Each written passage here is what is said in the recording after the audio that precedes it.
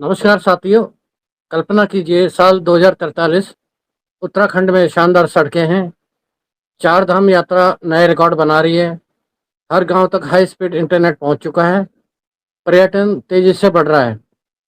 लेकिन गांव में रहने वाले लोग नहीं हैं। घर है लेकिन परिवार नहीं है। खेत है लेकिन खेती करने वाले नहीं। स्कूल है लेकिन बच्चे नहीं। क्या हम ऐसा उत्तराखंड चाहते हैं, या ऐसा उत्तराखंड जहां युवा रोजगार के लिए पलायन करने को मजबूर ना हो, जहां गांव अवसर के केंद्र बने, जहां युवा नौकरी मांगने वाला नहीं बल्कि रोजगार देने वाला बने। दोस्तों, उत्तराखंड के हजारों परिवारों का एक सदस्य आज भी रोजगार की तलाश में राज्य से बाहर है। कई गांव खाली हो चुके हैं। कई गांव खाली होने की कगार पर है। सवाल यह है, क्या पलायन उत्तराखंड की नियति है, या हम इसे बदल सकते हैं? आज की चर्चा में हम केवल समस्या की बात नहीं करेंगे, हम समाधान की भी बात करेंगे। हम जानेंगे, क्या उत्तराखंड रोजगार देने वाला राज्य बन सकता है? क्या स्टार्टअप, टूरिज्म, एमएसएमई और डिजिटल इकोनॉमी उत्तराखंड का भविष्य बदल सकते हैं? और यदि केवल यह निर्णय लेना हो तो वह कौन सा निर्णय होगा जो अगले 15 वर्षों में उत्तराखंड की तस्वीर बदल सकता है? इसीलिए वीडियो को अंत तक अवश्य देखिए, क्योंकि अंतिम चरण में रावत जी एक ऐसा समाधान बताएंगे जो पूरे कार्यक्रम का सबसे महत्वपूर्ण निष्कर्ष हो सकता है। साथियों, आज हम 5 महत्वपूर्ण सवालों के जवाब खोजने का प्रयास करेंगे। क्या पलायन वास्तव में उत्तराखंड की सबसे बड़ी चुनौती है? क्या केवल सरकारी नौकरी समाधान है? रोजगार के सबसे बड़े अवसर कहाँ हैं? क्या उत्तराखंड स्टार्टअप स्टेट बन सकता है? और क्या वर्क फ्रॉम माउंटेन तथा डिजिटल इकोनॉमी आने वाले समय में उत्तराखंड की दिशा बदल सकते हैं? मैं हूं ओम प्रकाश और आप देख रहे हैं उत्तराखंड संवाद 1966। आप सभी दर्शकों का हार्दिक स्वागत और अभिनंदन है। उत्तराखंड संवाद 1966 केवल एक चैनल नहीं बल्कि उत्तराखंड के भविष्य, विकास, रोजगार, शिक्षा, पर्यटन, संस्कृति और जन सरोकारों से जुड़े विषयों पर संवाद का एक मंच है। हमारा प्रयास केवल समस्याएं बताना नहीं बल्कि समाधान तलाशना है। विजन उत्तराखंड 2043 श्रृंखला के माध्यम से है, हम यह समझाने का प्रयास कर रहे हैं कि आने वाले वर्षों में उत्तराखंड को एक विकसित, आत्मनिर्भर और रोजगार सृजित करने वाला राज्य कैसे बनाया जा सकता है। आज हमारे साथ मौजूद है उत्तराखंड के विकास विषयों के जानकार, वरिष्ठ सामाजिक चिंतक और उत्तराखंड के मुद्दों पर अपनी स्पष्ट एवं बेबाक राय रखने वाले आदरणीय श्री कुंवर सिंह रावत जी। रावत जी लंबे समय तक भारत सरकार के जल शक्ति मंत्रालय और वाणिज्य उद्योग मंत्रालय में से रिटायर्ड अधिकारी हैं और उत्तराखंड के विकास, पलायन, रोजगार, शिक्षा तथा ग्रामीण अर्थव्यवस्था जैसे विषयों पर लगातार अध्ययन और चिंतन करते रहते हैं। रावत जी, उत्तराखंड संवाद 1966 में आपका हार्दिक स्वागत है। नमस्कार ओम प्रकाश जी। उत्तराखंड संवाद 1966 के सभी दर्शकों को नमस्कार। और आपने इस चर्चा पे बुलाया और एक गंभीर समस्या है उत्तराखंड की, तो इस पे हम चर्चा करते हैं। धन्यवाद जी।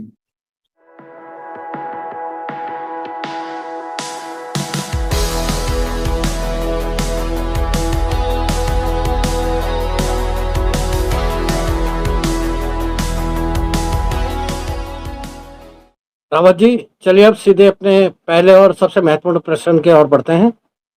क्या पलायन वास्तव में उत्तराखंड की सबसे बड़ी चुनौती है? और यदि हाँ, तो इसकी सबसे बड़ी जड़ क्या है? रोजगार की कमी, शिक्षा, स्वास्थ्य या विकास मॉडल की कमजोरी? जी ओम प्रकाश जी, आपने बिल्कुल बात सही की है। मेरे विचार से भी उत्तराखंड की सबसे बड़ी चुनौती कोई है तो वो है पलायन, यानी बच्चा जो है माइग्रेट कर जाता है। और जनरली ये देखा गया है कि जो 12th क्लास है, 10वीं या 12वीं, 10वीं के बाद कई बच्चे माइग्रेट हो जाते हैं या 12वीं के बाद हो जाते हैं। और मैं अपने बारे में बताऊं, 1976 के आसपास की बात हुई, 75-76। उस समय हम लोग भी माइग्रेट कर गए थे प्राइमरी के बाद ही। तो ऐसी बात नहीं है। तो ये शुरू से ही माइग्रेशन लगातार चलता रहा है।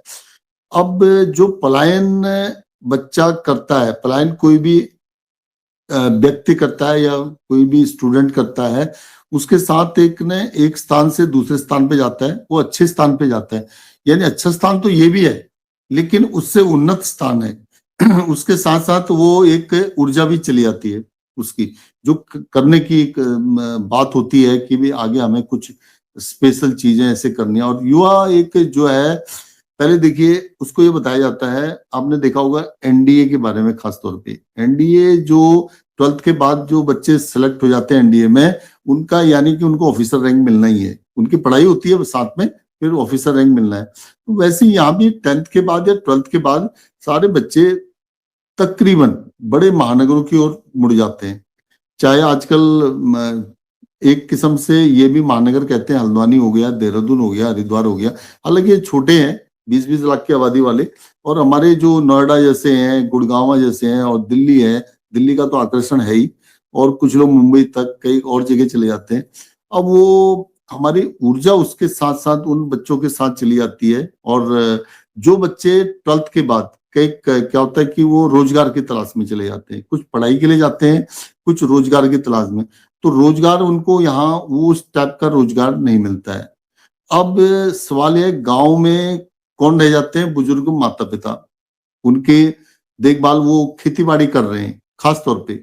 और अब ये चाहते हैं, हर माता पिता का एक ये ऐसा भी होता है कि भाई वो अपने बच्चों से खेती बाड़ी आगे ना करवाए। मतलब खेती बाड़ी में वो सहयोग तो करते होंगे 12th तक जब पढ़ाई करते हैं, लेकिन वो शायद आगे नहीं करना चाहते। इसीलिए आज जो हम इस चीज को फेस कर रहे हैं सामना, ये जब अब ये सवाल उठेगा कि जड़ क्या है, कि इसका जड़ कहां पर है, क्या है। अब सवाल, अब आप पढ़ाई मान लीजिए यहाँ डिग्री कॉलेज से कर लेते हैं, तो आपको रोजगार नहीं मिलेगा।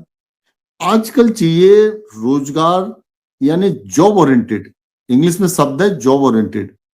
तो हमने एक डिवीजन में काम किया था, उसमें लिखा था 100% एक्सपोर्ट ओरिएंटेड। यानी आपको जो भी इस डिवीजन में काम होगा पॉलिसी से रिलेटेड, वो सारा का सारा एक्सपोर्ट का होगा, एक्सपोर्ट से आपको डॉलर मिलेगा। तो वैसे ही यहाँ पे भी जो भी जॉब यानी पढ़ाई हो, वो जॉब ओरिएंटेड हो। अब वो कैसे कैसे मिलेगा, सम्मानजनक जॉब उसको कैसे मिलेगा। अब मैंने एक सवाल एक बार पूछा था कि देहरादून वालों को, तो मैंने कहा देहरादून के सारे बच्चे इंजीनियरिंग करके या जो भी करके कहते तो हैं कि देहरादून बड़ा उन्नत है, बहुत कुछ है। लेकिन एक सवाल मैंने किसी से पूछा वहां पे, तो मैंने कहा यार आप नोएडा क्यों आए या गुड़गांव क्यों आए, कुछ बच्चों से, कुछ वहां के। उन्होंने कहा जी वहां पे 50,000 से ऊपर, 50,000 तक की सैलरी नहीं मिलती, यानी 20-30 हजार की सैलरी मिलती है अच्छे से अच्छे लोगों को। तो ये भी एक बात है। अब सवाल ये आ रहा है कि बुनियादी सुविधाएं से जुड़ी है, शिक्षा है, स्वास्थ्य है, मतलब एजुकेशन। देखो एजुकेशन तो है ही, रोजगार वाले के लिए एजुकेशन है, यानी नीचे का एजुकेशन अच्छी होगी तभी जाकर के उसका सिलेक्शन भी कहीं अच्छी जगह पे होगा। और स्वास्थ्य, हेल्थ फैसिलिटी ऑलमोस्ट नहीं है, ये हम भी कहते हैं। आज हम भी यदि यहाँ पे बैठे हैं, मैं रिटायर्ड ऑफिसर हूँ मिनिस्ट्री ऑफ जल शक्ति से, पहले मेरा मिनिस्ट्री ऑफ कॉमर्स इंडस्ट्री में ज्यादा बहुत लंबा टाइम रहा है। और वहां पे जनरली भारी उद्योग और लघु उद्योग और मध्यम उद्योग, यानी और फूड प्रोसेसिंग इंडस्ट्री, और इन सेक्टरों में काफी जगह काम किया। फिर हमारा डीपीआईटी जो डीआईपीपी होता था, उसमें पॉलिसी से पॉलिसियां बनती थी। यानी जो पॉलिसी आज बन रही है, आज ये बोला जा रहा है कि एक एयरपोर्ट बनेगा तो अगले 5 साल में वो बनेगा, सेटअप होगा। उसके साथ यदि ट्रेन का बनेगा तो ट्रेन का भी, रेलवे स्टेशन भी बनेगा या लाइन बिछेगी, कई चीजें, ये चीजों का एक टारगेट होता था। अब सवाल ये कि परिवार के बच्चों का जो भविष्य रिलेटेड है, यानी भविष्य क्या है, हर माँ बाप चाहे वो कितना भी खेती बाड़ी कर रहे हो, कुछ भी कर रहे हो, उनके माइंड में ये आएगा कि मैं जो रिपीट कर रहा हूँ इसको बार बार ही, कि वो अपने बच्चों को एजुकेशन अच्छी दिलाना चाहते हैं। मिट्टी पे हाथ वो बच्चे आकर के ना लगाएं। वो जनरली आज आपने देखा होगा अपने बच्चों को, अभी मैंने नौला में किससे बात की थी, उन्होंने कहा, हमने कहा आपकी बेटी का सिलेक्शन, उन्होंने कहा जी हम अल्मोड़ा में किसी प्रोफेशनल कोर्स में हो गया है। ठीक है जी, क्योंकि एक अल्मोड़ा एक डिस्ट्रिक्ट है, डिस्ट्रिक्ट का हेडक्वार्टर है, वहाँ डीएम बैठते हैं, काफी गवर्नमेंट के ऑफिसेज हैं, मेडिकल कॉलेज हैं, सभी चीजें। अब सवाल ये हो रहा है कि ये सारे बच्चे जनरली ऐसी जगहों में क्यों जाते हैं, क्यों, क्या गांव में वो चीजें नहीं हो सकती? अच्छी एजुकेशन का भी अभाव है।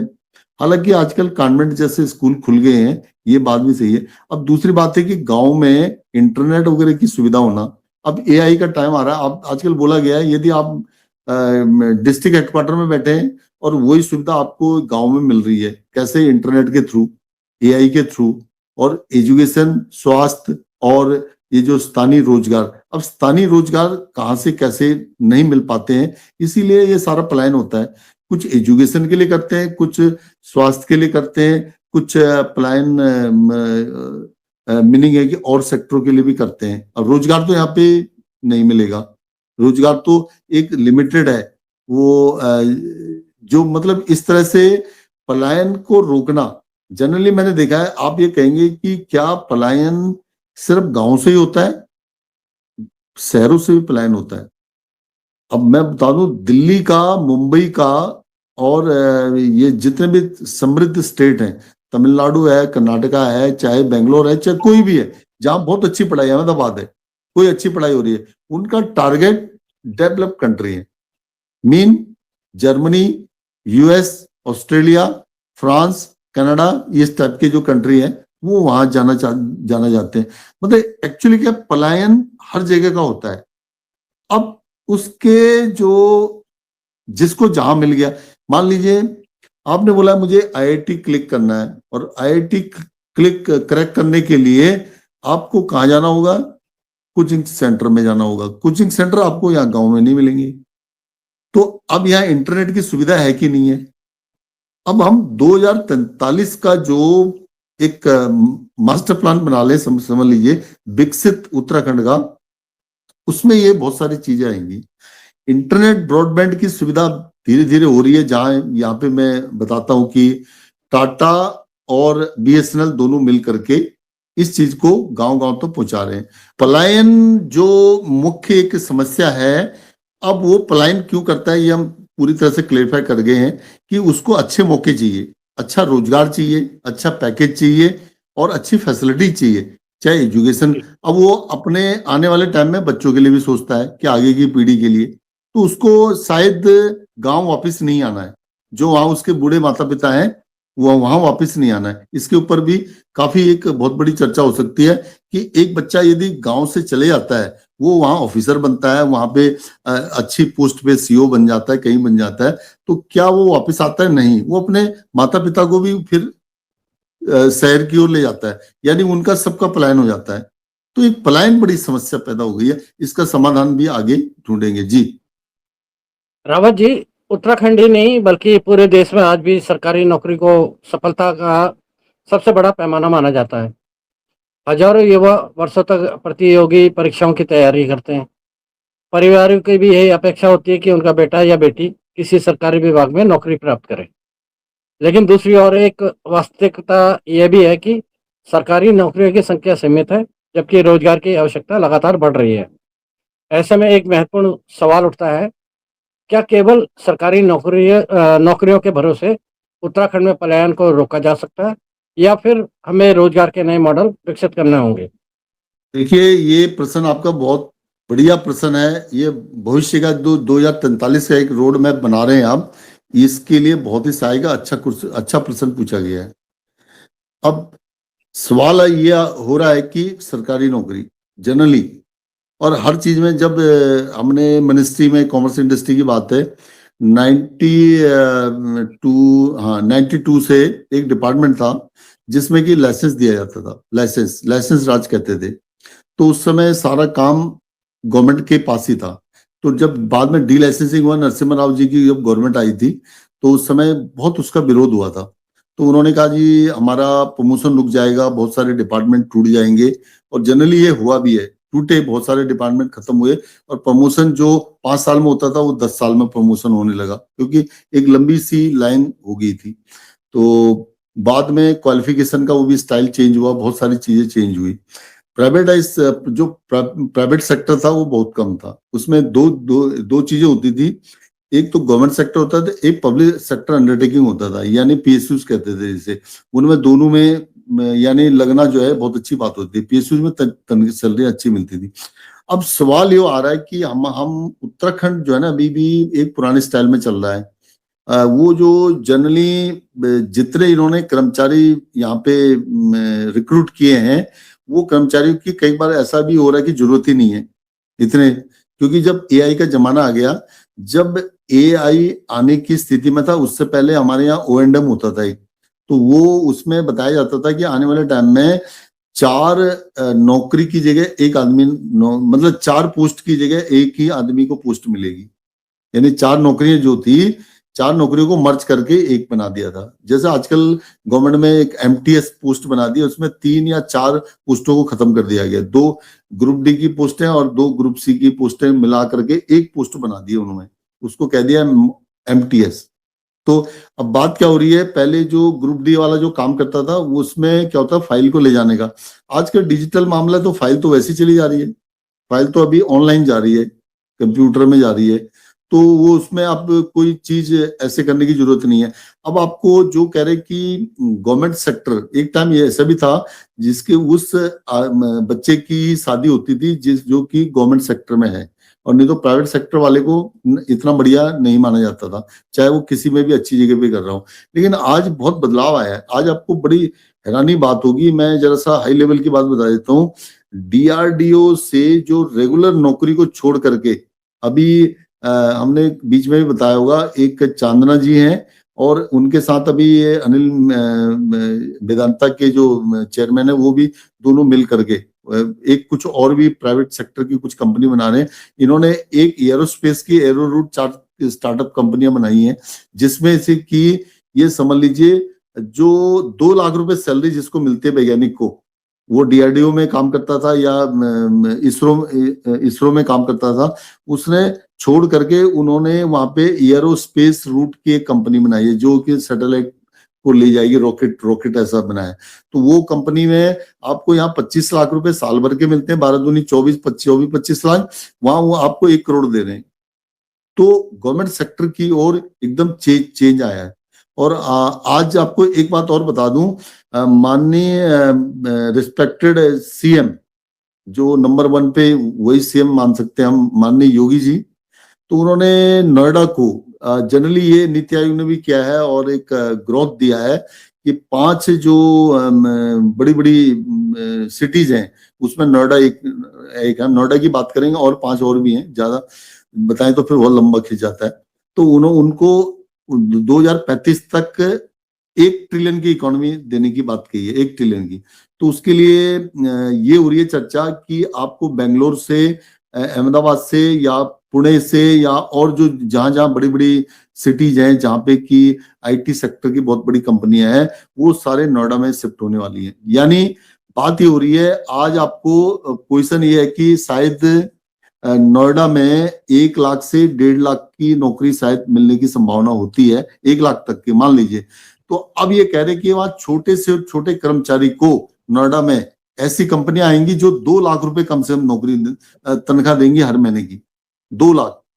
तो अब सवाल उत्तराखंड के बारे में कह दें, उत्तराखंड ने क्या कोई ऐसी सिटी बनाई है अभी, एक देहरादून को छोड़ करके? देहरादून तो इस मामले में मुझे लग रहा है जहां तक असफल रहा है, क्योंकि उसको स्मार्ट सिटी मिशन में भी असफल रहा है। उसमें बोला गया था बहुत सारी चीजें बनेंगी, लेकिन आईटी पार्क भी बनाना था, ये बनाना था, सब मामला खटाई में पड़ा हुआ है। तो वो अब 1 लाख की सैलरी, मुझे लग रहा है कि उत्तराखंड में शायद 50,000 की भी सैलरी प्राइवेट सेक्टर देने को तैयार नहीं है। चाहे आप पंतनगर की बात कर लीजिए, पंतनगर में अब धीरे धीरे मुहिम चल रही है। तो सवाल ये हो रहा है कि जो गवर्नमेंट सेक्टर में आप क्यों तनख्वाहें दे रहे हैं इतनी? अभी पे कमीशन आने वाला है।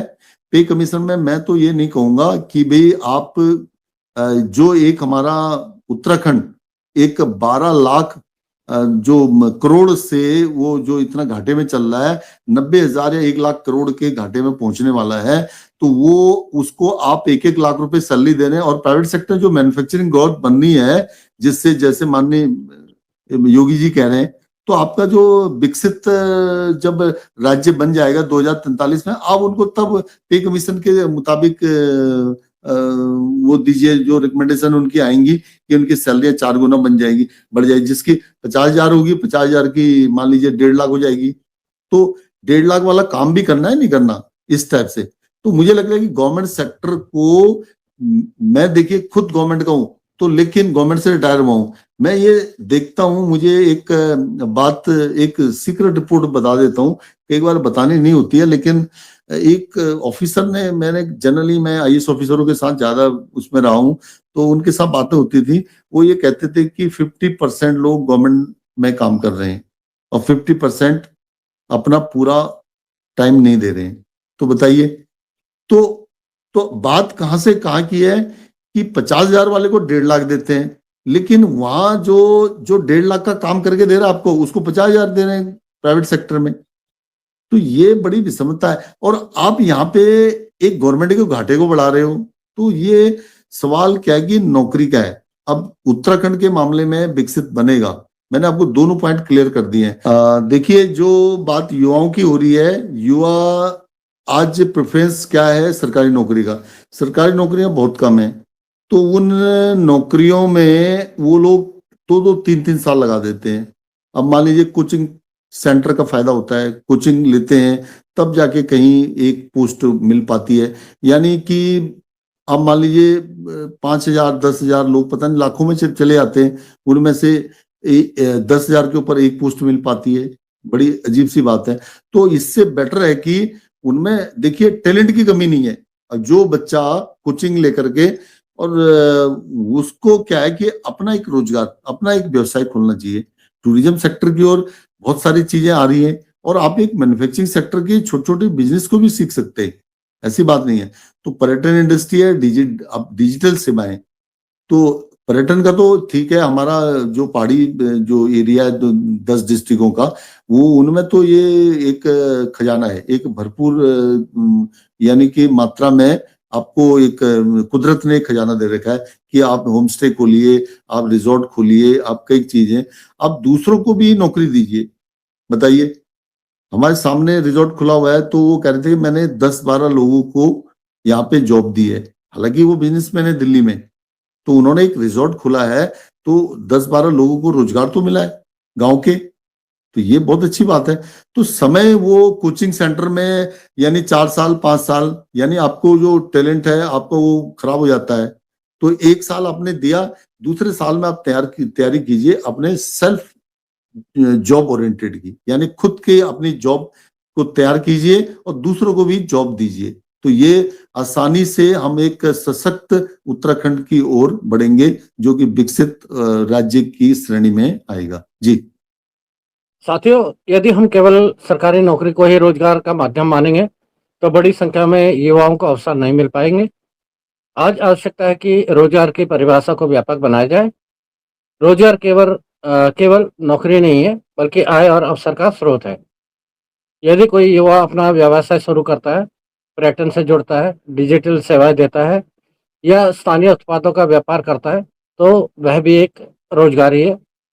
हमें युवाओं को नौकरी मांगने वाले नहीं, बल्कि अवसर पैदा करने वाले नागरिक बनाने की दिशा में काम करना होगा। यही जी। भविष्य का रास्ता है। हम्म, रावत जी, अभी आपने बहुत महत्वपूर्ण बात कही कि केवल सरकारी नौकरियों के भरोसे उत्तराखंड में पलायन नहीं रोका जा सकता। रोजगार के जी। नए मॉडल विकसित करने होंगे।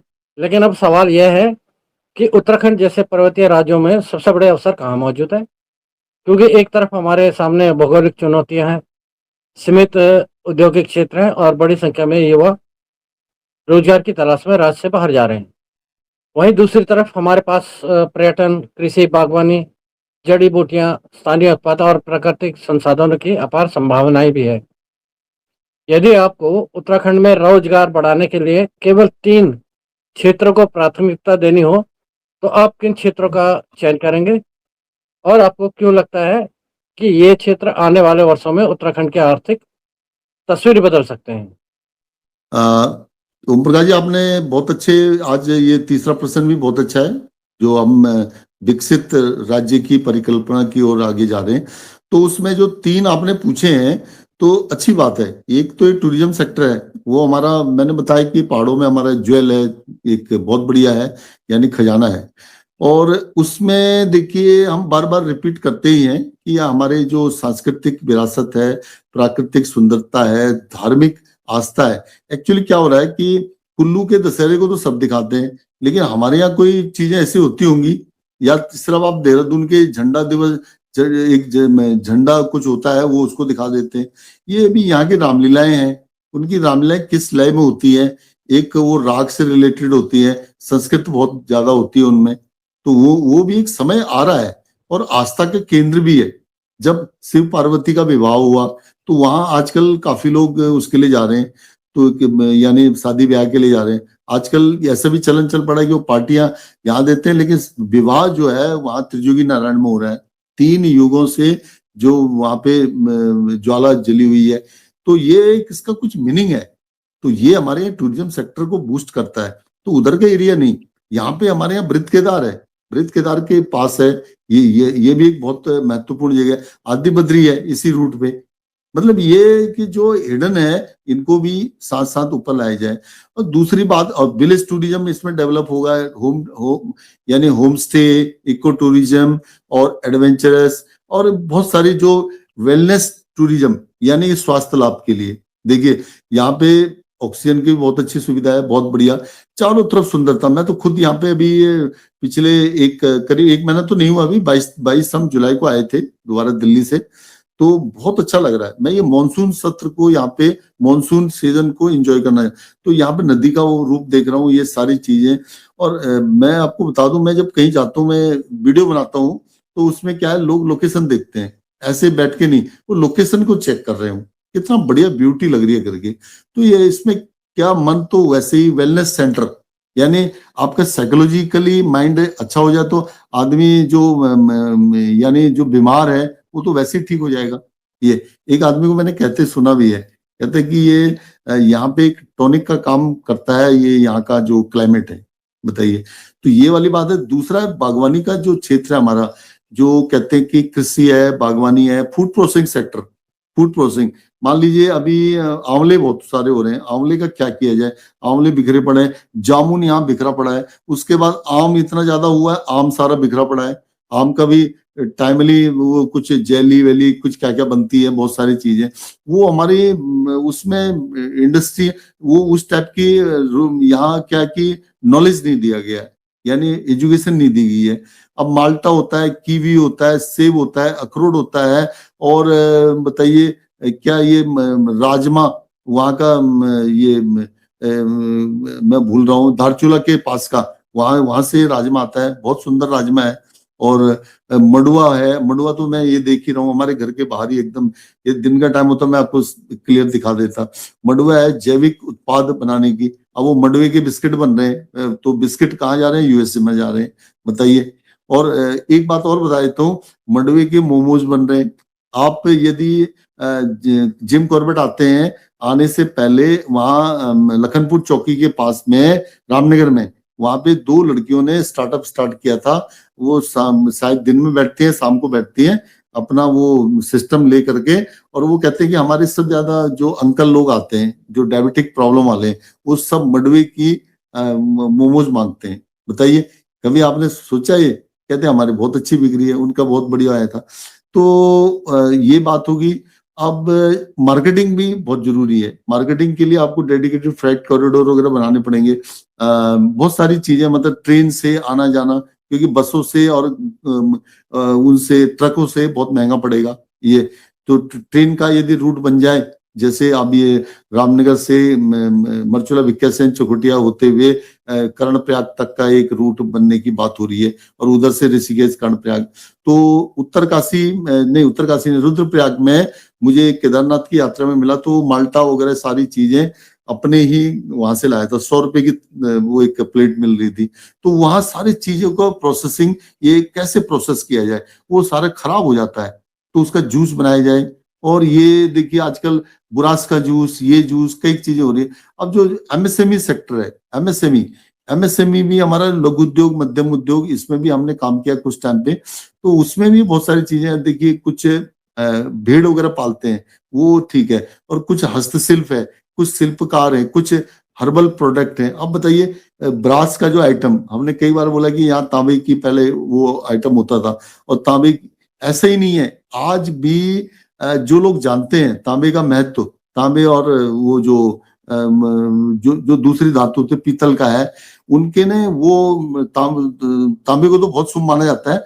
उसकी मंडप बनाया जाता है शादियों में, तो और जनरली उसको बहुत सारी चीजों में यूज किया जाता है। और जब स्नान वगैरह कराया जाता है दूल्हा दुल्हन को, अलग अलग जब स्नान होता है इनका, उसमें भी आपने देखा होगा वो तांबे का एक बहुत बड़ा वो उत्सव होता था। आजकल तो वो खैर दूसरे हिसाब से कर रहे हैं, तो वो एक बड़ा शुभ माना जाता था। तो वो हस्तशिल्प वगैरह ये सारी चीजें कहाँ गई? तो वो उसकी ओर आपको छोटे छोटे आधारित, उससे हमारी तस्वीर बदल सकती है। दूसरा एक बात और बता दूं, गुजरात का मैं बार बार इसीलिए बोलता हूँ कि वो वहां का बच्चा 60% यानी 10वीं से आगे नहीं पढ़ता। अब वो कहेंगे 10वीं से आगे नहीं पढ़ता तो फिर भी वो लोग उन्नत है। कैसे? क्योंकि वो रोजगार जो जॉब ओरिएंटेड है, यानी कि जैसे उन्होंने किया ऑटोमोबाइल का और फिटर का जो भी करना है, फट से उनको टाटा मोटर या जो भी कंपनी है, मारुति या हुंडई है, जो भी है, बहुत सारे हैं, उनमें जॉब मिल जाती है, या रिफाइनरीज की उसमें जॉब मिल जाती है। तो उस टाइप के हम हमारे यहाँ सिस्टम को भी सोचना पड़ेगा। ये मैंने तीनों बताई है। एक बात और बताए तो मैं, मेरी पुरानी मिनिस्ट्री कॉमर्स इंडस्ट्री में इंडस्ट्रियल पार्क की धारणा हुई है। अब जैसे आईटी सेक्टर है, आईटी सेक्टर की ऐसी चमचमाती, अब उन्होंने पहले 100 एकड़ प्लेन हिस्से के लिए किया है, और पर्वतीय क्षेत्र के लिए स्पेशल बनाया गया। उन्होंने मालूम है लैंड छोटी होती है, वहां 25 एकड़ कर दिया है। 25 एकड़ की भूमि में आप इंडस्ट्रियल पार्क बना सकते हैं। और बाकी ये जो हस्तशिल्प वगैरह, ये एमएसएमई में आ गया। और भी है, टूरिज्म सेक्टर है, ये सारी टूरिज्म सेक्टर के साथ ये सारी की सारी कनेक्ट हो जाती है सारी चीजें। हर्बल प्रोडक्ट, मान लीजिए कोई एक गया वहां पे, टूरिस्ट गया, उसने बोला यार ये हर्बल प्रोडक्ट बहुत अच्छा लग रहा, बुरास का जूस है, और भी जो दूसरे जूस है, खस के हैं, ये हैं, तो वो कहे ये तो बहुत अच्छा लो यार, मैं खरीद लेता हूँ इसको। तो ये बातें हो सकती है बहुत आसानी से। तो एक रोजगार के इस मॉडल पे हमको सोचना पड़ेगा, और तभी हम एक मजबूत राज्य बन सकते हैं। जी रावत जी, पिछले कुछ वर्षों में स्टार्टअप और इनोवेशन की चर्चा पूरे देश में तेजी से बढ़ी है। आज अनेक युवा नौकरी तलाशने के बजाय अपना व्यवसाय शुरू करना चाहते हैं, लेकिन जब स्टार्टअप की बात होती है तो अधिकतर लोगों के मन में बेंगलुरु, हैदराबाद और गुरुग्राम जैसे शहरों की तस्वीर सामने आती है। ऐसे में एक महत्वपूर्ण सवाल यह है, क्या उत्तराखंड जैसा पर्वतीय राज्य भी स्टार्टअप रेवोल्यूशन का हिस्सा बन सकता है? क्या यहाँ के युवा अपने स्थानीय संसाधनों और अपनी प्रतिभा के आधार पर सफल स्टार्टअप स्थापित कर सकते हैं? और यदि उत्तराखंड को स्टार्टअप स्टेट बनना है, तो किन क्षेत्रों में सबसे अधिक संभावनाएं दिखती है? जी ओम प्रकाश जी, आपने ये प्रश्न भी बहुत बढ़िया, आज प्रश्न बहुत अच्छे हो रहे हैं। मुझे विश्वास है कि उत्तराखंड स्टार्टअप स्टेट बन सकता है, ये बात क्लियर है। जैसे अब कैसे, देखो मैंने आपको आईएएस ऑफिसरों की बात बताई, इम्पॉसिबल शब्द, नो शब्द नहीं है, एवरीथिंग इज पॉसिबल। अब काम करने की इच्छा होनी चाहिए, यानी कि कैसे किया जाए। अब आप बेंगलुरु का नाम देते हैं, मुझे याद है मैं 2006 में विज्ञान भवन में एनेक्सी में एक मीटिंग चल रही थी। प्रोफेसर राधा रेड्डी जो आईआईएम बेंगलोर से ही थी, तो उन्होंने वो चिंता जाहिर की थी। वो आज चिंता, बात सही है, इस समय यदि पॉलिसी में अमेंडमेंट नहीं किया जाता तो आज वो उसका दुष्परिणाम यानी मिलता हमको। तो जो ठीक है, हम उस पर नहीं जाएंगे। अब क्या हो रहा है कि बेंगलुरु में ही हर कोई क्या स्टार्टअप स्टार्ट करता है, या वो वहां पे एक्चुअली क्या है, वहां पे ना एक अलग स्टाइल की सोच होती है। जो आईआईएम बेंगलुरु से निकले हुए हैं, तो उनका सोचने का तरीका ही अलग है। वो आपको बताएंगे कि आप किस चीज में करना चाहते हैं, तो आपको फटाफट बता, जो आज एआई बता रहा है ना, वो आईआईएम बेंगलुरु वाले बहुत पहले बता देते थे। तो आज तो आपको ये पता लग रहा है कि आप बेकरी इंडस्ट्री खोलना चाहते हैं तो आपको बता देगा, बेकरी की पूरी रिपोर्ट बना देगा। तो वैसे ही अब हमारे यहाँ क्या है कि देखिए बहुत सारे स्टार्टअप स्टार्ट हो सकते हैं। मैं आपको एक स्टार्टअप एक छोटा सा बताता हूं। प्यूरिफायर प्लांट का है, जो पानी देखिए इतना पी जाते हैं लोग, तो दिल्ली में कहां से इतनी सप्लाई होती है, कहां से क्या होती है, कभी आप जड़ में जाइए तो यहां तो मुझे लग रहा है नदियों में सारा प्यूरिफायर प्लांट लग सकता है बहुत इजी वे में, सब किनारे किनारे लगा सकते हैं और यहां रोजाना बोटलिंग करके सीधा आप सप्लाई कर सकते हो। उसके लिए आपको डेडिकेटेड फ्रेट कॉरिडोर की बहुत जरूरत है, वो रेलवे का बनेगा। और रेलवे के इसके लिए जनरली रेलवे को यहाँ पे हटा दिया जाता है कि नहीं यहाँ पे कोई बिजनेस नहीं है, यहाँ बन सकता है बहुत बहुत आसानी से, लेकिन उसकी जो है ना आपको सोच बनानी पड़ेगी। आईएम काशीपुर तो आपने खोल रखा है, लेकिन वो क्या कर रहा है इसका पता नहीं है। और आपको वैसे ही आईएम बेंगलोर की तर्ज पे कुछ पहाड़ी क्षेत्रों में भी ऐसे खोलने पड़ेंगे जो कि स्टार्टअप के बारे में सुझाए। अब आपके एग्जाम्पल, मैंने आपको ये वाला एग्जाम्पल दिया ना, ये बहुत बढ़िया है, ये मैंने कई को से कहते हुए भी सुना है, ये मेरे मन में भी आया। इतना पानी यार, साफ शुद्ध पानी जा रहा है, ग्लेशियर का पानी निकलता है, पहाड़ों की जड़ी बूटियों का पानी निकलता है, वो कहाँ चले जाता है। तो आप क्या वहां से दिल्ली ऐसे उसमें यमुना में अमोनिया ये वो पानी को फिल्टर करके पीते हैं, बताइए, बड़ी सोचने वाली बात है। और तो हमें एक स्टार्टअप का ना इकोसिस्टम एक तैयार करना पड़ेगा उत्तराखंड में खासतौर पे। इसके लिए बहुत सारे टूरिज्म में कैसे स्टार्टअप किया जाए, अलग अलग। अब आपको ना रिसर्च करनी पड़ेगी कि किस टाइप का टूरिस्ट आता है। हर एक कॉमन टूरिस्ट नहीं आता, कुछ टूरिस्ट आते हैं, मैंने आपको देखा है, वो कहते हैं कि हमें रात को यहाँ पे रहना है, तो अगले दिन सवेरे वो ट्रैकिंग पे चले जाते हैं। तो ट्रैकिंग की आपको व्यवस्था करके देनी है, वो उसका स्टार्टअप है, ठीक है कि नहीं, वो टूरिज्म सेक्टर का। कुछ आते हैं कि आपको पक्षियों को निहारना है, पक्षियों को देखना है, तो मैंने देखा यहाँ पे एक अंग्रेज उतरा, उसने कम से कम 20 मिनट लगाए वो पक्षी को देखने में, बड़ा सा कैमरा लेके, पता नहीं क्या दिखा उसको। तो कुछ जो मसीर नाम की एक ये रामगंगा में बहती है वो मछलियां हैं, उनको देखते हैं, अलग अलग टाइप के वो है। और दूसरा स्टार्टअप है एग्रीकल्चर से रिलेटेड, एग्रीकल्चर टेक्नोलॉजी कैसे चेंज किया जाए। जैसा आपने मंडवे का ही है, अब मंडवे की जो है यहीं पे प्रोसेसिंग यूनिट लगा दी जाए, मान लीजिए ग्राम पंचायत में एक यूनिट लगा दो आप, छोटी वाली, ये भी स्टार्टअप हो सकता है। जुएरी की लगा दो, मंडवे की लगा दो, जो चीजें यहाँ बन सकती है, कैसे कैसे किया जाए, उसका मार्केटिंग भी करना है, क्योंकि जब स्टार्टअप की आप तैयारी करते हो उसके साथ मार्केटिंग भी बहुत जरूरी होता है। मान लिया आपने प्रोडक्ट उगा तो लिया, लेकिन उसको यदि नहीं बेच पाए तो क्या फायदा है। जैसे हमारे यही आप रोजाना हम कम से कम 15-20 आम नीचे आ जाता है, तो यदि देखा जाए तो कभी कभी वहां पे एक कट्टा भी भर जाता है, लेकिन उस आम का क्या करें, इतना आम थोड़ा ना खा सकते हैं, तो वो आम बेस्ट जाता है ना, खराब हो जाता है। तो वो वाली बात है, उसका भी कोई यूनिट खोला जाए। और हर्बल प्रोडक्ट हैं बहुत सारे, और उसके बाद लोकल प्रोडक्ट हैं, ई कॉमर्स कंपनियां, ई कॉमर्स। अब मैं अमेजन कर रहा हूं, उन्होंने बोल दिया जहां से हाईवे निकलेगा उसके दोनों साइडों में आपको बिजनेस पॉइंट मिलेंगे, और जनरली होगा भी, जहां जहां से हाईवे या स्टेट हाईवे हो उसके दोनों साइडों में कमर्शियल एक्टिविटीज के लिए हो, आपकी ई कॉमर्स कंपनी हो, फ्लिपकार्ट, अमेजन, उससे रिलेटेड हमारी भारतीय कंपनियां भी। अब जैसे पतंजलि के बारे में कहा गया है, अभी पतंजलि का वो देख रहा था कि 2017 के बाद उसका कुछ बिजनेस जो है डाउनफॉल में गया है। अब उसका क्यों गया है ये कुछ पता नहीं चल पाया, कि भाई ये स्टडी हो रही है, कुछ कहीं आपके उसमें कुछ प्रोडक्ट में गलती तो नहीं आ गई, उसका एक स्टैंडर्डाइजेशन भी करना पड़ेगा। अब आज भी मैं आपको बता दूं उत्तराखंड का नाम दिखता है, मैंने देखा है कि मैं कई बार देखता हूं दिल्ली मेट्रो में रैपिड मेट्रो भी चल रही है, उनमें बहुत सारा स्पेस खाली है। तो हमने क्या लिया है, कहा उत्तराखंड का कोई पब्लिसिटी वाला काउंटर उत्तराखंड से मेट्रो के किनारे पे पहले होता था, कुछ जगह पे जो हिमाचल का सेब का जूस मिलता था, तो लोग बाग उसी को पीते थे। शायद कुछ कुछ जगह जो हैबिटेट सेंटर वगैरह हैं, मंडी हाउस है या ऐसी जगहों में, और कुछ जगह बड़ी अच्छी अच्छी जगहों में मिलता था, तो वहां पे कहते थे कि हम हिमाचल के सेब का जूस पियेंगे, तो वो पॉसिबल है। और ई कॉमर्स का जो ई कॉमर्स कंपनी क्या है, देखिए आपको बाल मिठाई चाहिए रात को, अब बोले चॉकलेट वाली बाल मिठाई बहुत पसंद करते हैं लोग, ठीक है जी रखना है। एक बार तो विज्ञान भवन में कहीं पे हो रही थी, उन्होंने कहा रही अल्मोड़ा की बाल मिठाई आती है वो मिल सकता है, एक एक पीस उसमें रखना है। अब मान लीजिए वहां पे 100 आदमी आ रहे हैं तो 100 पीसेस बिकेंगे, 100 पीस रखा जाएगा उनके लिए।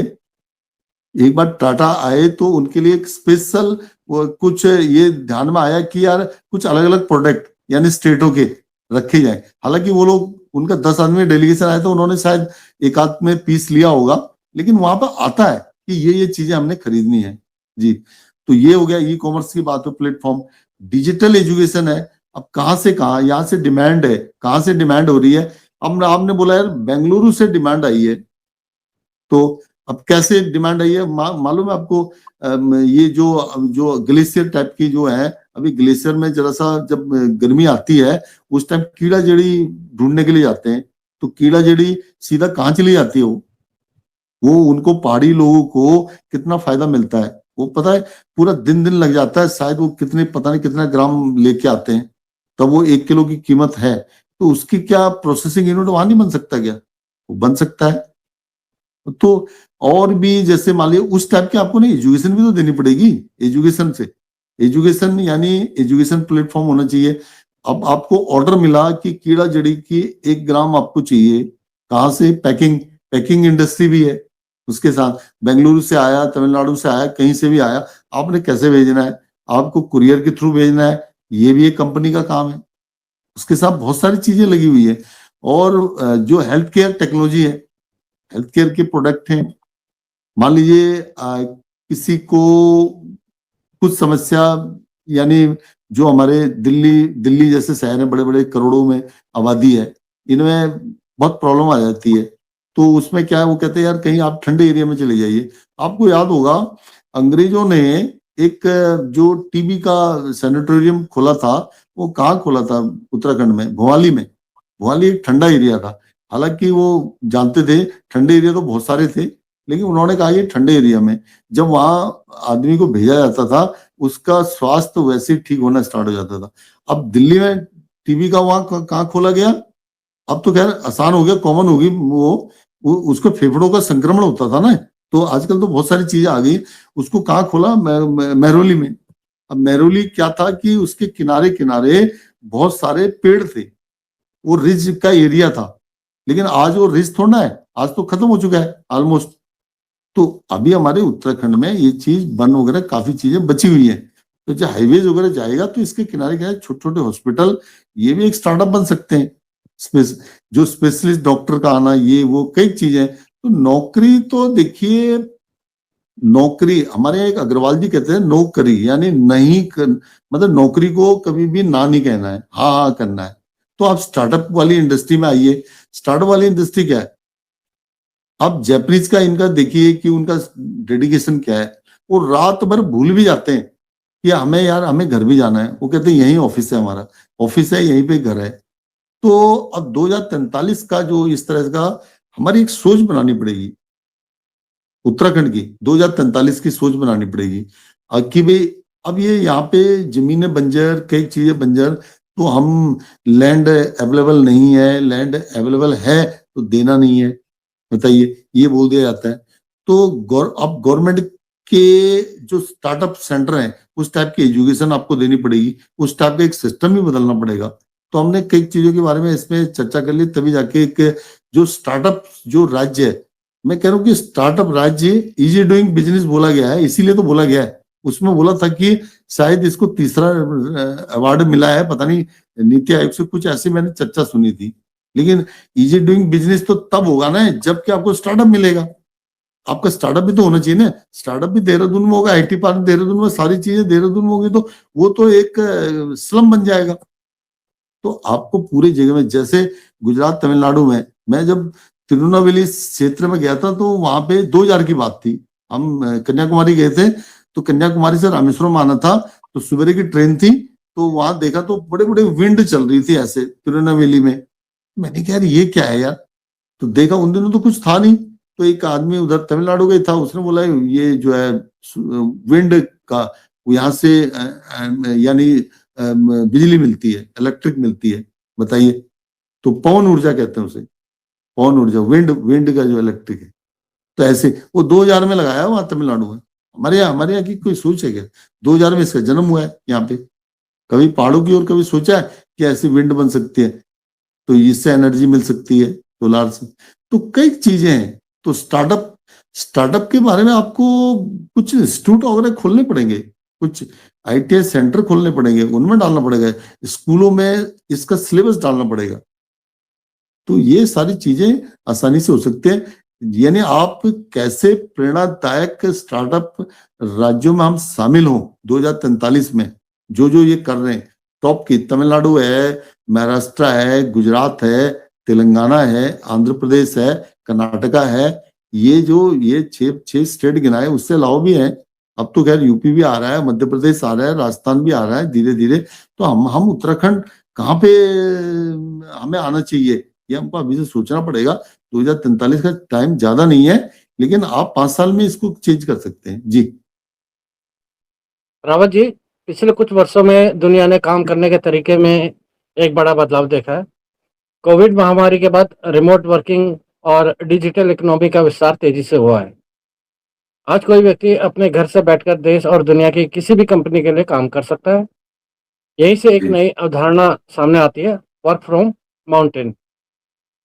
कल्पना कीजिए कि अल्मोड़ा, पिथौरागढ़, बागेश्वर, चमोली और उत्तरकाशी के किसी गांव में रहने वाला युवा अपने गांव से ही राष्ट्रीय और अंतर्राष्ट्रीय कंपनियों के लिए काम कर रहा हो। क्या यह वास्तव में संभव है? और क्या work from mountain, digital economy तथा एआई उत्तराखंड के युवाओं के लिए अवसर पैदा कर सकते हैं? देखिए, एआई की बहुत चर्चा हो रही है। आपने भी एआई के ऊपर बहुत अच्छा ये सवाल किया है कि वर्क फ्रॉम माउंटेन, यानी आप पर्वतीय क्षेत्रों से क्या काम कर सकते हैं इंटरनेशनल लेवल पे। बहुत आसानी से हो सकता है। अब मान लीजिए आज एक छोटी सी बात कह लें कि आज पता लग गया कि भाई आप ये जो पॉलिटिकल उसमें बताएं कि कुछ बलूचिस्तान को इंडिपेंडेंस हो गया है, ये बात अब पता कैसे चलेगा? कि मीडिया के थ्रू। ठीक है, आपको न्यूज से भी पता लग जाता, लेकिन आपको नेट से बहुत तेजी से पता चल रहा है ये आसानी से। अब क्या है कि इंटरनेशनल लेवल पे यूएस में क्या हो रहा है और रशिया में क्या हो रहा है, जर्मनी में क्या हो रहा है, ये सारी चीजों का आसानी से पता लग रहा है। अब एआई जो है ना, आज आपको पलक झपकते ही सारे सवाल के जवाब दे देता है। मैंने कल ही किसी से चर्चा हो रही थी, उन्होंने कहा जी चकुटिया में क्या हो रहा है। मैंने कहा चकुटिया एयरपोर्ट के बारे में आप एक लाइन बोलिए कि क्या 100 एयरपोर्ट में चकुटिया एयरपोर्ट शामिल है। उन्होंने ये हिंदी में ही बोला तो तुरंत आ गया, हाँ जी बिल्कुल, 2026 से लेके 2035 तक ये एक अच्छा एयरपोर्ट बन जाएगा, जिससे कमर्शियल एक्टिविटीज भी होंगी। तो आसानी से कहां से पता लगा? एआई से। एआई का अब बहुत सारे नौकरी कैसे पैदा होंगी एआई की? एआई कंटेंट क्रिएशन, यानी डाटा मैनेजमेंट है। डेटा मैनेजमेंट तो बहुत जरूरी है। एआई के बहुत सारे सर्वर बन रहे हैं। अब वो एक नोएडा में भी है, वो यहाँ से लिंक होगा यदि यहाँ काम करते हैं तो। हो सकता है पंतनगर के आसपास काशीपुर में भी डेटा सेंटर बन जाए, ये अच्छी बात। डिजिटल मार्केटिंग, ये तो बहुत बड़ी चीज होगी है डिजिटल मार्केटिंग।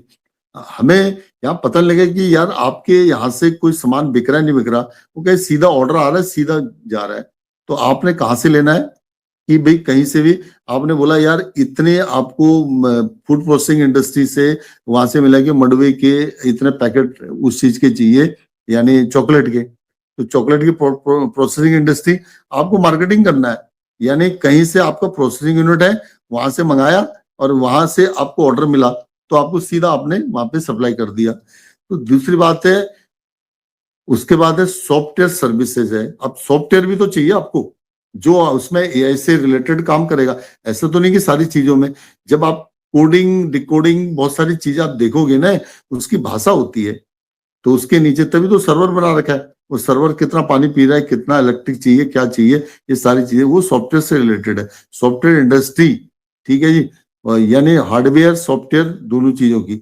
और हार्डवेयर तो आपको दे रहा है, उसके अंदर सॉफ्टवेयर भी डालना पड़ेगा। ऑनलाइन एजुकेशन है और फ्रीलांसिंग है। ये कई चीजें बहुत तेजी से बढ़ रही हैं। और डेटा साइंटिस्ट की तो बहुत ही जरूरत है आने वाले टाइम के लिए, बहुत बहुत अच्छा। तो अनेक अनेक क्षेत्र हैं हमारे युवाओं के लिए, मतलब ऐसा है कि वहां से छोड़ के महानगरों की तो वैसे भी एक कैपेसिटी डिसाइड हो रही है कि दिल्ली में आबादी अब 2 करोड़ से ज्यादा नहीं रहेगी। जब वहां 3.5 करोड़ या 4 करोड़ हो गई है, तो 2 करोड़ आदमी बाहर निकलना पड़ेगा। बाहर निकल के उनको कहीं तो बसाएंगे, कहीं तो जाने के लिए बोलेंगे। इसीलिए ये प्रधानमंत्री जी ने साफ बोला है कि 70% हमको विकसित राष्ट्र बनने के लिए 70% हमको अर्बनाइजेशन करना पड़ेगा।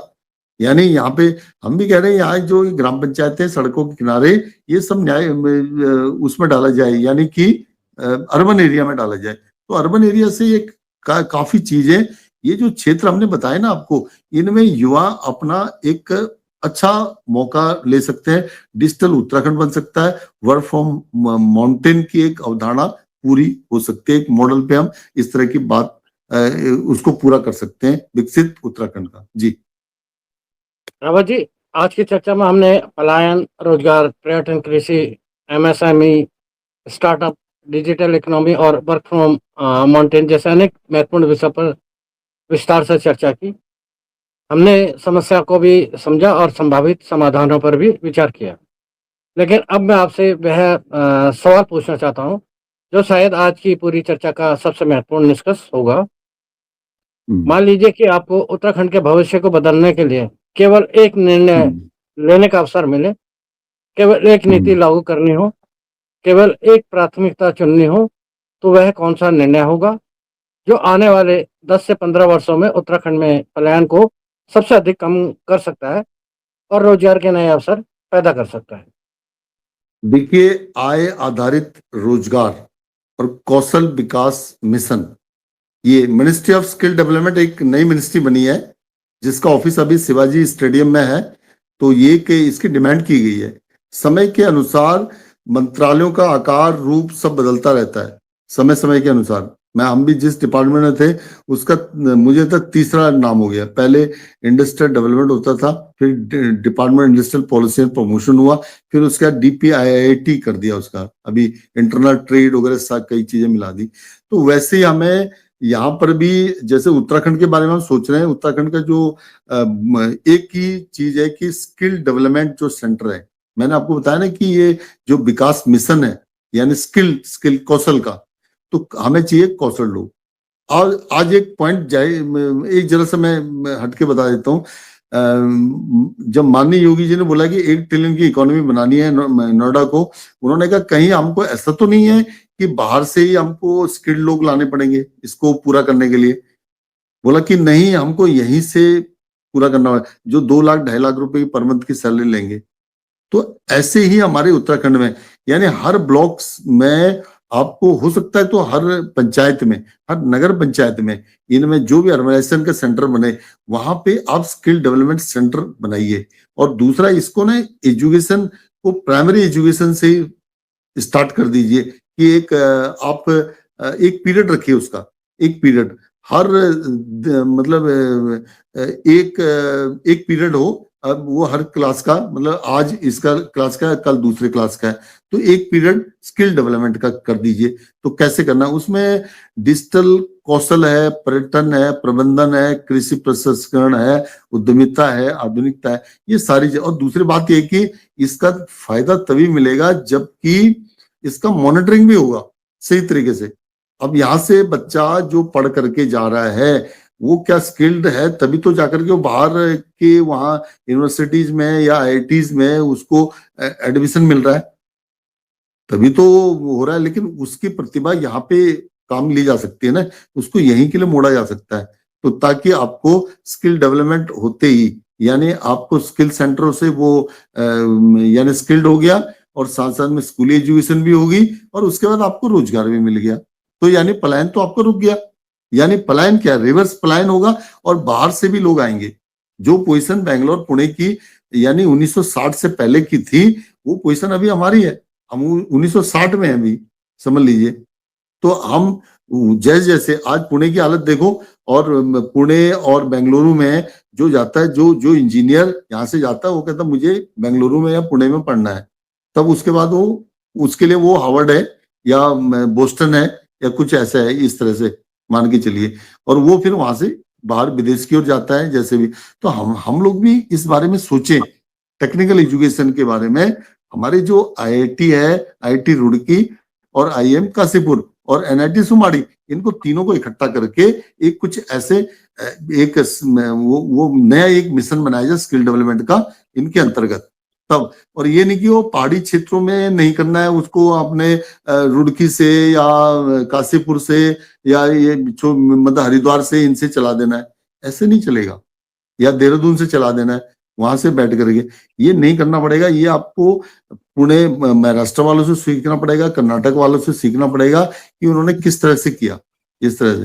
तो हम बहुत आगे की एक किस्म से सोच रहे हैं, एक जो हमारी 2043 की परिकल्पना है। और मुझे लगता है कि ईमानदारी के साथ आप इसको करें तो हमारा प्रदेश एक विकसित राष्ट्र की श्रेणी में, जो प्रधानमंत्री मोदी जी कह रहे हैं कि 2043 आप विकसित राज्य बन जाइए, तो हम विकसित राष्ट्र 2047 में बन जाएंगे। बिल्कुल वो बातें बिल्कुल सही है। तो हमें संतुलित मतलब हमें संतुलित और प्रेरणादायक जो राज्य हम बन सके, हमें उनकी श्रेणी में आना है। तो हो सकता है अप और डाउन। पंजाब का जो फूड ग्रेन के मामले में नंबर 1 हुआ करता था, आज फूड ग्रेन के मामले में मुझे लग रहा है यूपी को भी पीछे छोड़ते हुए मध्य प्रदेश ऊपर आ गया है। मध्य प्रदेश का जो सरबती गेहूं है वो उसका मतलब यहाँ ही नहीं विदेशों में भी उसका नंबर 1 पे हो। तो ये चीजें, भंडारण है, कई चीजें हैं, बहुत बहुत सारी चीजें हो सकती हैं, इनको चेक करना पड़ेगा। ये आपके जो 10 डिस्ट्रिक्ट अलग रह गए हैं उनके बारे में विशेष तौर पे ध्यान देना पड़ेगा। ये अफसरों को ये नहीं कि किसी को देहरादून में बुलाओ करके ट्रेनिंग के लिए, ट्रेनिंग वहीं पंचायत में होगी, वो अफसरों को भी यहाँ आना पड़ेगा, तब जाकर के ये होगा। और नहीं तो एआई से पता लग जाएगा। हमारे यहाँ एक मीटिंग हुई थी, मैं जरा सा हटके बताता हूँ, कैबिनेट की मीटिंग होती है। कैबिनेट सेक्रेटरी को मैंने पहली दफे उद्योग भवन में देखा था। तो वहां पे मिनिस्टर ऑफ डिफेंस आते थे, कैबिनेट सेक्रेटरी उनके चेयरमैन मीटिंग ले रहे, और भी बहुत सारे यानी विदेश मंत्रालय के भी आते थे, और जो रेलवे मिनिस्ट्री के आते थे, और हमारे डिपार्टमेंट तो था ही, कॉमर्स भी था, ये बहुत सारी चीजें। तो होता क्या था, वो कहते जो ऑफिसर नहीं आ रहा है वहां पे मीटिंग में, तो उसकी कंप्लेंट होती थी। तो ऐसे ऐसे वाकया थे, मैं बता नहीं सकता हूं कि वो क्विक एक्शन, यानी 3 बजे मीटिंग खत्म हुई तो 4 बजे तक अटेंडेंस सीट वहां कैबिनेट सेक्रेटरीट पे पहुंच जाती थी, वो लिस्ट बना के कंसर्न मिनिस्ट्री को भेजते थे, और कई बार रातों रात उनके ट्रांसफर भी हो गए जो नहीं आए। तो ऐसा कुछ एक्शन लेना पड़ेगा, नहीं तो मतलब हम लोग तभी जाके आगे। लेकिन मैं पॉजिटिव हूं कि मैं आशा करता हूं कि हमारा उत्तराखंड आगे एक विकसित श्रेणी में जाएगा। जी साथियों, आज की चर्चा से एक बात स्पष्ट हो जाती कि उत्तराखंड में पलायन की कोई समस्या का कोई एक ज्यादा ही समाधान नहीं है, लेकिन समाधान का रास्ता अवश्य है। रोजगार सृजन, पर्यटन, कृषि एवं प्राकृतिक उत्पाद, MSME, startup, digital economy, work from mountain और स्किल डेवलपमेंट, ये सभी मिलकर उत्तराखंड के भविष्य की नई तस्वीर बन सकते हैं। आज आवश्यकता है केवल योजनाओं की नहीं, बल्कि एक स्पष्ट विजन और सामूहिक संकल्प की।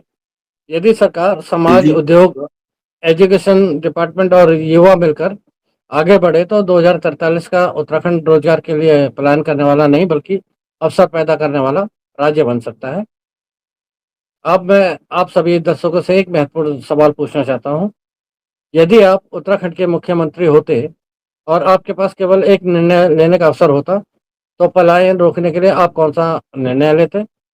क्या आप रोजगार पर ध्यान देते? क्या आप शिक्षा सुधार करते? क्या आप स्टार्टअप मिशन शुरू करते, या फिर वर्क फ्रॉम माउंटेन को प्राथमिकता देते? अपनी राय कमेंट में अवश्य लिखें। मैं आपके विचार जानना चाहता हूं, और अगले एपिसोड में कुछ चुनिंदा टिप्पणियों का उल्लेख भी करूंगा। यदि आपको यह चर्चा उपयोगी लगी हो तो वीडियो को लाइक करें, शेयर करें और उत्तराखंड संवाद 1966 को सब्सक्राइब अवश्य करें। विजन उत्तराखंड 2043 की अगली कड़ी में हम चर्चा करेंगे एजुकेशन एंड स्किल रेवोल्यूशन पर। क्या आज की शिक्षा 2043 के उत्तराखंड के लिए पर्याप्त है? क्या हमारे स्कूल और कॉलेज भविष्य की नौकरियों के लिए युवाओं को तैयार कर रहे हैं, या हम अभी भी 20वीं सदी की शिक्षा से 21वीं सदी की चुनौतियों का सामना करने की कोशिश कर रहे हैं? यह चर्चा केवल छात्रों की नहीं बल्कि उत्तराखंड के भविष्य की चर्चा होगी, इसलिए अगले एपिसोड को बिल्कुल मिस मत कीजिएगा। मैं हूं ओम प्रकाश, आप देख रहे थे उत्तराखंड संवाद 1966। हम फिर मिलेंगे एक नए विषय, नए विचार और उत्तराखंड के भविष्य से जुड़े एक नए संवाद के साथ। तब तक अपना और अपने परिवार का ध्यान रखिए। नमस्कार, जय हिंद, जय भारत, जय उत्तराखंड। जय उत्तराखंड।